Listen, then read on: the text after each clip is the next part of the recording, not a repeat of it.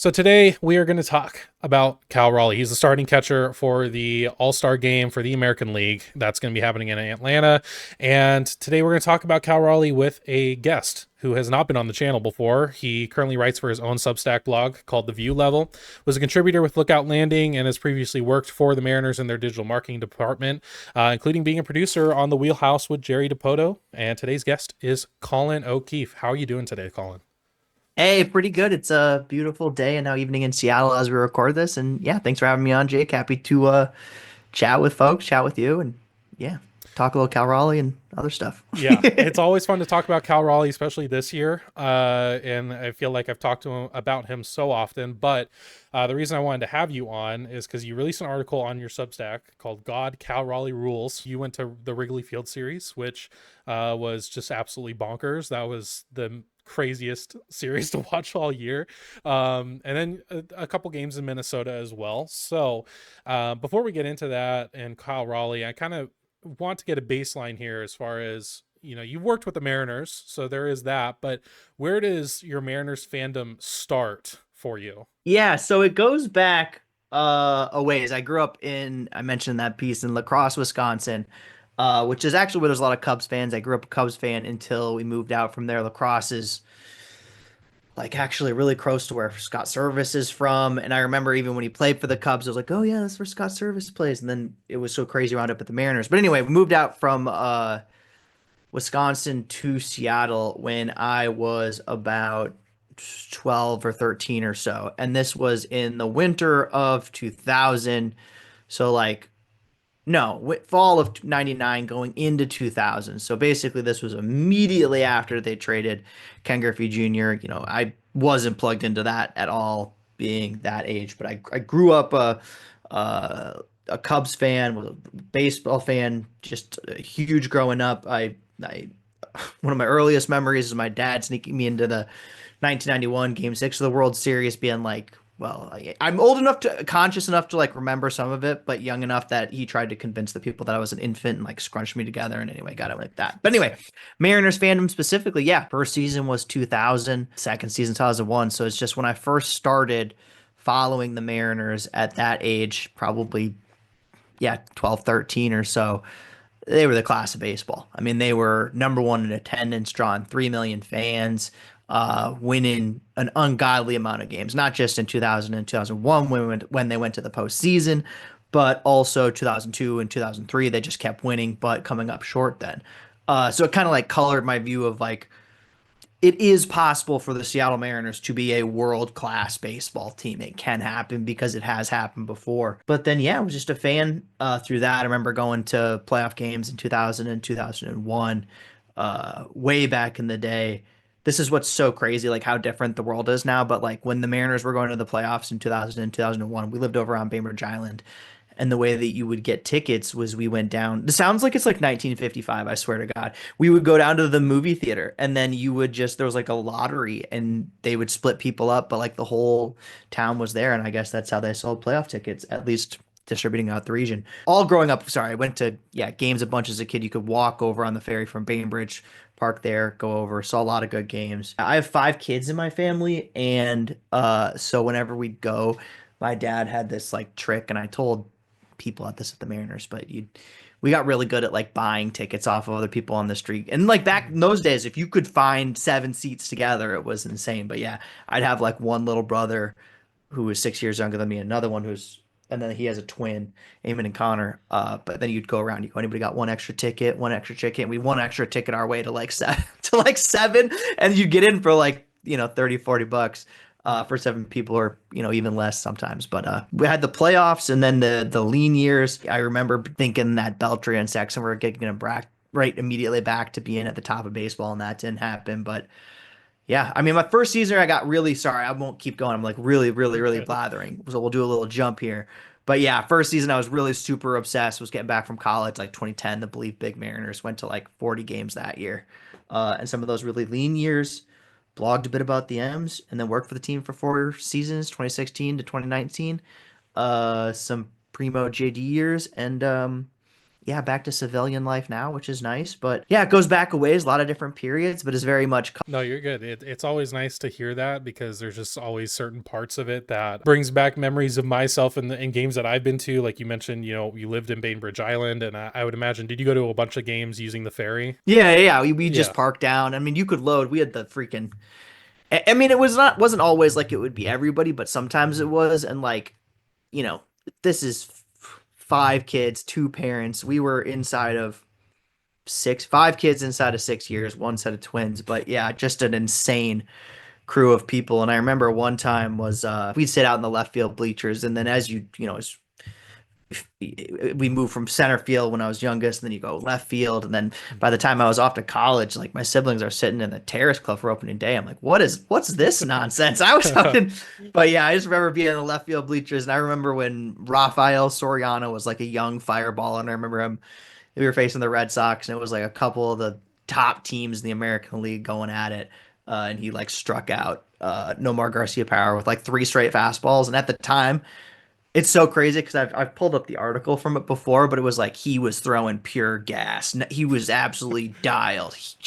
And it was like he was pumping in 94 miles an hour. You're like, oh Yeah. my gosh. Yeah, at that time that kind of But was gas though, or considered gas at the time. I mean, I remember the tail end of Felix in Seattle when it was like, wow, he's got his fastball today. It's 90, it's 89, 90. And you're like, this Yeah. is good. It's not 86. That's really good, which is tough. But then you see, yeah, Munoz or the John Durans of the world that are throwing 88 to 93 mile an hour breaking stuff. And it's just unbelievable. But it's Yeah. fun. I like it. It's Yeah. good The, stuff. the game has changed a lot. And I only mentioned the ferry just because that just feels like the best way to like go to a Mariners game to get there instead of in your car paying $60 for the parking garage. Like go on the ferry, take in the sights, because I went to a Giants game a while ago where we took the ferry from Oakland Alameda all the way, and it docks at Oracle Park, and that is just like the best way to go to a ballpark. I mean, you just see it Oh, coming, the whole skyline. It's amazing. I can imagine. I've been on the ferry once in Seattle. Unfortunately, not going to it, going from it, but I can't imagine a better way to like transport yourself to the ballpark. yeah, it was It's fun. so sick. To go into the Cal Raleigh stuff, and the reason I wanted to talk to you a bit about that is because with your article, God Cal Raleigh Rules, you saw the 4 home run series in Wrigley Field, maybe one of the most impressive offensive series that I've seen ever. And just talk a little bit about like what that was like, especially the conditions just being I don't want to say terrible, but it was super hot, and it was like 20-mile-an-hour winds out to center field, so any fly ball was leaving the yard. But what was it like to see that just level of dominance in a series in person? This is going to be like a really weird anecdote, so bear with me. I don't play a lot, and I always really hate when people are like, "Oh, it's like video game numbers." And you're like, Yeah. one, listen, it's not a perfect game with 23 strikeouts. These are the video game numbers that we're talking. But anyway, when the show first came out this year, Cal Raleigh was like one of the gold catchers, and just right from the beginning, like his swing was just like, wow, anything I get, I can hit this out. And for him, it's just right now with where he's at, it's any given moment that it's just the barrel is in the strike zone for so long, and his swing from both sides of the plate is so smooth. He has almost like a lefty swing from the right side of the plate a little bit. It's still got that thrash like a right-handed hitter has. That's not quite as smooth as his lefty swing. But yeah, I mean it is you stop to think about how surreal it is as a Mariners fan, because you're like, wow, this is like, remember Bonds when it was like any given moment he could go deep, and he Mhm. get like easily, and you can easily picture it happening. You're like, this could absolutely happen any given moment. He could homer here. Oh, he's homered twice already. It would make sense if he homered here. Oh, would it be like the most clutch thing of all time? Yeah, and it would make sense if he homered here. It's unbelievable. Yeah, the first one we saw was just, I mean, we were cutting it close. We People in the Midwest like to have a good time, so we were a little slow mo moving every morning. We were there and just got to Murphy bleachers and stuff. But yeah, we snagged some seats, first row of the upper deck, behind the first baseline.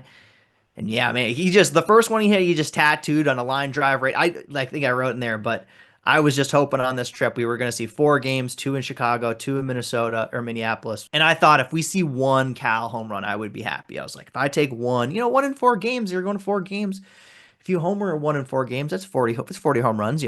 So it's like that's a pretty good pace. So it stands to reason you might not to see him hit 1 in 4 games. But then we sat down. It's top three first at bat, and he just lines a home run to left field. And I mean, yeah, you could tell. I mean, I don't know how much his were wind aided because those were line drive shots that he hit that day.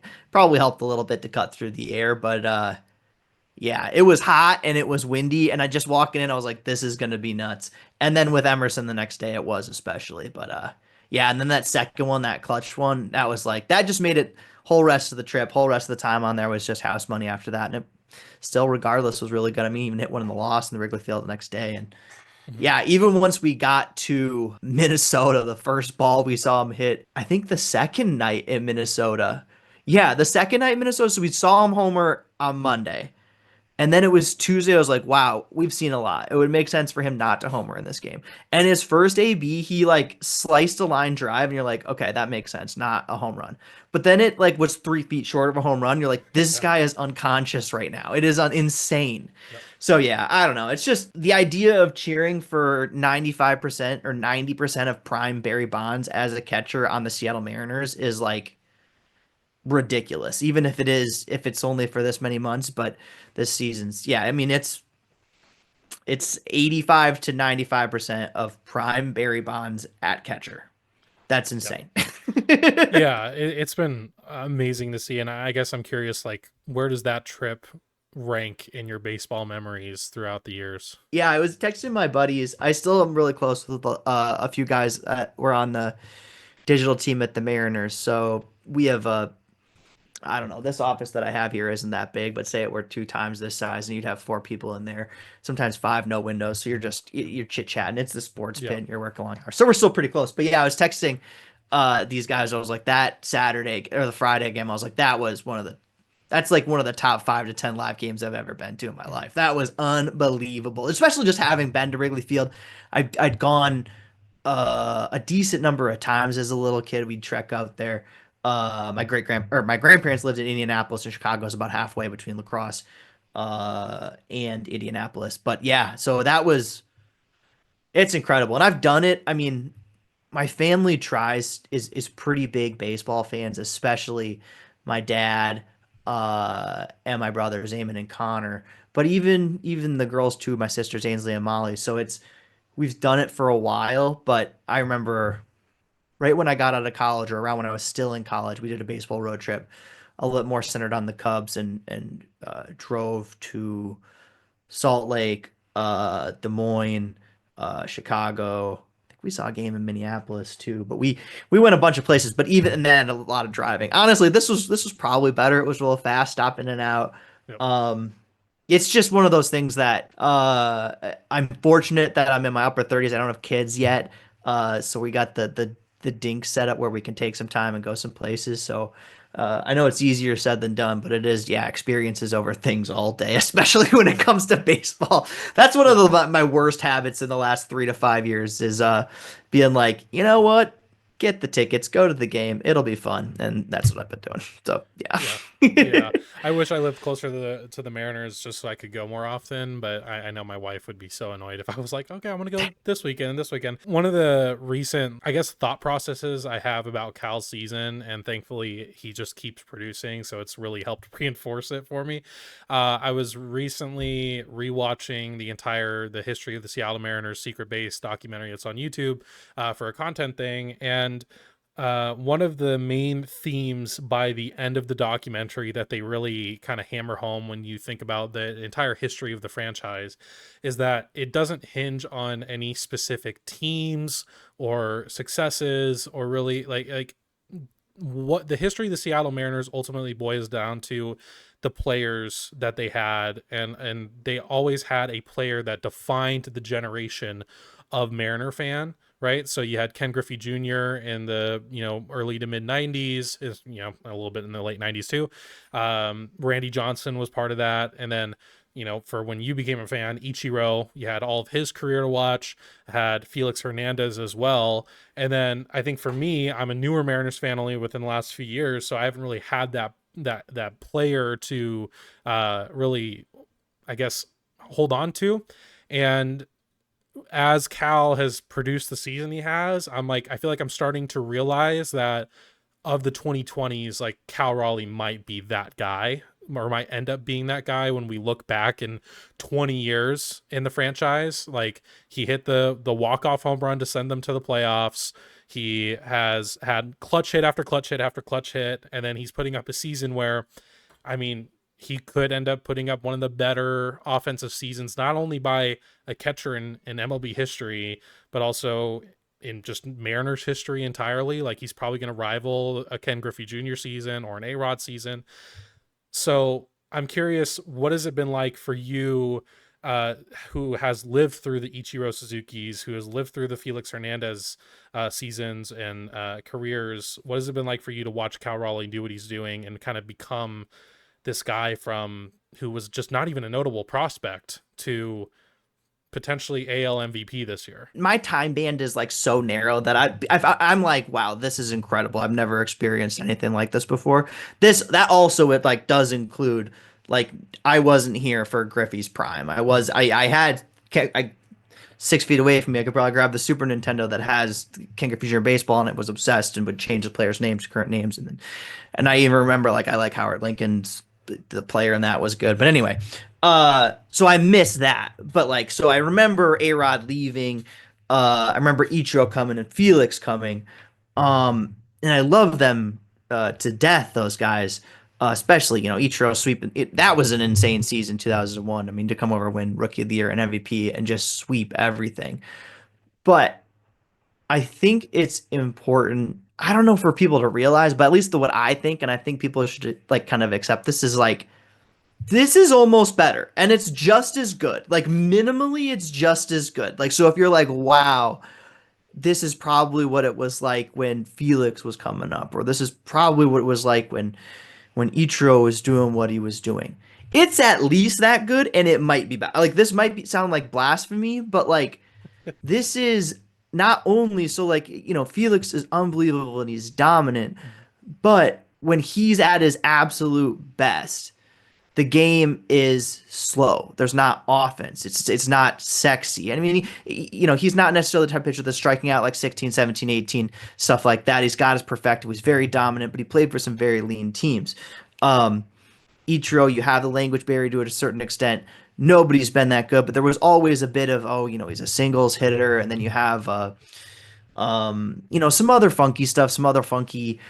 Honestly, you see a little bit of the Julio stuff you see now is not dissimilar to what you would see from fans reacting to Ichiro a little bit later in his career. Like, so like 2000, once you got into 2007, 2008, 2009, 2010. But that, which isn't to say anything related to this, but it's like, this is as big as, I wouldn't say Griffey, but it's like, he's everywhere right now, and he's unbelievable. And this is what it's crazy to try to help folks understand. This is one of the greatest seasons in American League history so far. Like, it's one of the greatest seasons by a catcher of all time. And like, when you have Johnny Bench being like the basic, one of the best, like top 2 to 3 to ever play the position, like the guy is like, I love this Cal Raleigh kid. He's unbelievable. I watch him all the time. Yeah. Yeah, it's just, I mean, it's like that for those people. It's similar. I mean, it's probably closer to Griffey than anybody, just because it is so national at this point. I mean, he's everywhere. He's not the level that Griffey was, where he's going to get a shoe and be in every commercial, but Mm. I don't know. Seeing him on local television, it's shades of like the beloved nature of like Edgar, of Buhner and stuff like that, where they had their Eagle Hardware ads and then other stuff like that. But yeah, I basically don't think that it's anything less than amazing, or anything less than what it would be like rooting for Ichiro or Felix or them, because it is. I mean, being an all-star starter at catcher is unbelievable stuff. And I remember the year Felix started, the All-Star game in 20, I think it was 2014, and it was like, this is incredible. That's one of the coolest things you can do is start the All-Star game at a really cool position. So it would be shocking if he wasn't it would take a lot for like it would take Julio catching him or for one of the Colts of the world or Ryan Sloan's of the world to be like a 9-win pitcher, and it's just like I don't know. I always think of this like in pinball where you're like, it's good to have the points. Like, could somebody come back on you? Yes, but he's already, I mean, he's 4-win season, 4.4 win season, 5.4, 5.7. As the power hitting catcher, it's unbelievable. It Yeah. doesn't even make sense. It's stuff is not normally this good, and this is as good as it gets for a player coming up. Yeah. And even like if you're, let's say, to compare him to Ichiro or Felix, like Ichiro had a bunch of hype with him coming over from Japan. And Felix, at least from my understanding, when he was coming up through the minor leagues, he was pretty hyped. Like people were really into like, oh, go see this Felix Hernandez kid when he's pitching in Everett or wherever. Whereas Cal didn't have that. He wasn't seen as like the catcher of the future for this organization. Like he was a really good catcher in college out of Florida State, and looking at some of his time there, I mean, you can kind of see why he became such a good catcher, in the sense of just his work ethic was ridiculous, and you certainly see that now. But he didn't have that hype, right? And even his rookie season, when he hits the walk off to send them to the playoffs, I mean, he's coming in as a pinch hitter, and he's hitting like 202 or something, right? Like he is not some huge contributor at the plate at that point. So it's just been incredible to see, almost like the guy, like this feels like this should have been Julio in a way. Like if you would have said like 2 years ago, either Julio or Cal Raleigh is going to have a potentially 9 WAR season or 10 WAR season and be an AL MVP and hit, potentially 60 home runs. I mean, maybe you wouldn't have thought of Julio doing 60 home runs, but still, like all the other stats, right? You would think it's going to be Julio Rodriguez, and the fact it's Cal Raleigh and he's everywhere, like you said. He's on ESPN, he's on MLB Network, he's doing interviews everywhere on the Pat McAfee show, like all these huge things, which it's awesome to see, because his personality is, I feel like he doesn't have like the superstar personality. He's just like very casual about everything, like the most normal guy you ever met type, which is really refreshing, fairly.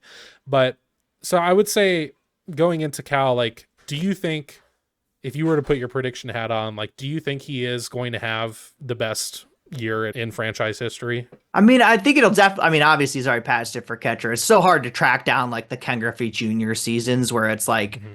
you get an MVP. Like that's like really the to get that big award for your position is the big one. I mean, if he hits 60 home runs, like that's it. Like that's big. I Yep. mean, and he might. Like that's the thing. Like so let's I know I shouldn't just like quickly jump to like Fangraphs pages, but I always like a quick little refresher to see like where guys ends up or what's their best. But like I mean, yeah, it's Griffey's 96, 97. I mean, that's the number he's chasing. If he passed both of those, that would it's absurd. I mean, you're already like honestly, you're already thinking about him. You're like, could he make the real Hall of Fame? Like why? You're like, why not? I mean, could the guy who might have the best catcher season of all time, he should probably have a chance. That guy would guess the rest of his career plays out that way. But that's what's so funny is, I mean, going back to what you were saying about kind of the lack of the hype, it's just that's kind of always been part of the charm, oddly, was just that which it didn't always make sense either. Like, I mean, there's being a coach's son. People will throw that label on like a scrappy white wide receiver whose dad coached high school football, but like Cal Raleigh's dad coached big time college baseball. So it's like when we talk about coach's son, it's like this is I mean, it's similar actually to Zanino a little bit because he was so plugged in there, but this is big time ball. And then he was a third round pick. Um, and then he was a Boris guy. So Hmm. like the whole time like he goes later, he never really makes prospect lists, but there's just like all this underlying stuff that's like okay, but doesn't all this I always remember thinking like uh if he's a Boris guy, like when you're a Boris guy, like it seems like in the first, few rounds of the draft, it's like you have some potential to do some damage because Boris Corp has been like, I think you got a shot. But that's just been part of the charm for Cal is like he's just always been kind of an obvious sleeper. Not necessarily for like the MVP, though I guess, in hindsight now you'd be like, yeah, what about a good sleeper pick for MVP? Um, but I remember like I barely overlapped with Cal during my time at the Mariners. I think we overlapped for like one spring training. Yeah, 2019 spring training is what it would have been. And I remember I wrote about this at some point. I don't think it was the most recent piece, but like I was always trying to get a bunch of go out during live bullpens and stand behind the L screen and do dumb stuff to get yelled at, but like in the nicest way. But anyway, and I remember like seeing him in the dugout. I was like, man, you did great year last year, man. Like and he hit 288, 367, 534 and low A Everett. I mean, this was when, Everett was low A and you drop a kid like Cal Raleigh out of college, straight out of the draft. He was playing the spring in college and then he gets drafted and they throw him right in they say, just go tear the hell out. Go beat the hell out of the Northwest League. And Yeah. Zanino did it and Lewis did it. But yeah, it was just, and that was just, it's just part of the charm. And I remember talking to guys, probably talk to the guys I mentioned on our digital team, but even guy, you talk to even people who know, you're like, this guy, he's a catcher, he gets on base, he hits and hits for power, and he switch hits, and you're like, Mm. this is amazing. But he just, I don't think he ever was on a top 100 list. But it's also because he kind of moves. I don't know. He's just what a guy. And then yeah, you just have the way he handles pitchers and everything. It's unbelievable. I don't know if we'll chase down Griffey's all-time great season, but like he's on pace for it until he isn't. So, Yeah. and And, he and still is. So, well, and that's the thing is when he had, a tremendous start in April and May, it just felt like, okay, you're just kind of waiting for that shoe to drop, maybe like a prolonged slump or something. And you're kind of like, okay, like we're back to like a baseline now. And it just hasn't stopped. It's like, it's ridiculous because you're in territory where it is, you're 5 or 6 days from the All-Star break. Like, you have to just assume this is real. Like, this is going to happen potentially. And I understand Aaron Judge is having a great season and all, and more power to him. But I think if they are within one win of each other and within a couple hundred OPS points, you probably have to vote Cal, I feel like, because he's the catcher, switch hitter, he's dealing with pitching, he's dealing with just more on his plate than Aaron Judge ever will. It just, it's mind blowing to think of I feel like a catcher having a over 6-win season and he's basically already there and it's only the All-Star break. So when any Mariners position player has a 5-win season, yeah, you're like, this guy's incredible. This is what a revelation. yeah. And yeah, Yeah, and that speaks to just the way Mariners fans, I feel like, just love to attach to players instead of just general teams. We always want to have that player that we can latch onto and root for. Any final words for fans who are watching this type of season happen in live time, and just how to savior it the best way they can? Because I feel like that's where I'm at right now. Is at this point I'm just trying to savior the fact that I'm watching this season happen right in front of me and try not to overanalyze and people will get into the MVP talks and rightfully debate about it. Just enjoy it. And is that kind of like your message for fans who are watching this? yeah, it's an interesting blend because yeah, I think you were talking about the MVP for a second there, and it got me thinking like, what would it? Uh, and yeah, I was thinking if he leads in home runs, he could win. He should win the MVP. And then it's like if the Mariners won the division title and he led in home runs, he would win the MVP. Mhm. So what made me think of that though is I want to enjoy it and I love this so much, but it's all the more reason for the Mariners to make sure it's worth something. Like you don't Yeah. want to have this not be worth something. You know what I mean? Like, can Mhm. you imagine Mariners get knocked out with 3 games to play and Cal Raleigh hits his 60-second home run? You'd be like, I mean, that's cool. This is really cool. This is magical. I'm so glad it happened. Maybe you would have signed up for it if you proposed the choice. But yeah, it's one of those things. And I think that's the coolest with Cal is he's been so resilient. He's been so steady. Um, and yeah, I you do got to enjoy it. That's one of the things that I was also gonna say is you also don't want to make it too individualistic with like the Julio stuff and the Cal stuff.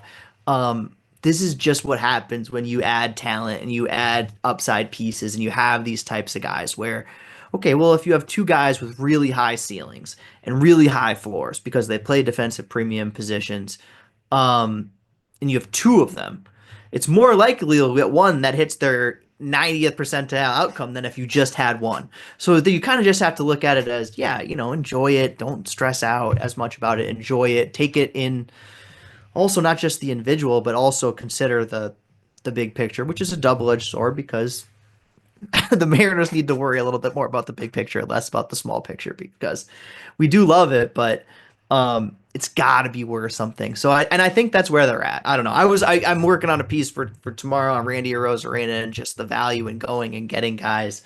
Um, and it's like, as the best pitcher the Mariners gave up for Arozarena, does he look solid? Some people are high on him, some people are pretty good.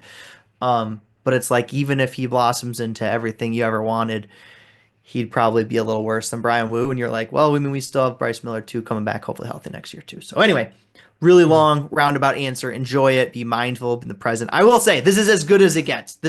These do not come along that often, and the idea of them coming along from a catcher is bananas. So like you cannot enjoy this enough.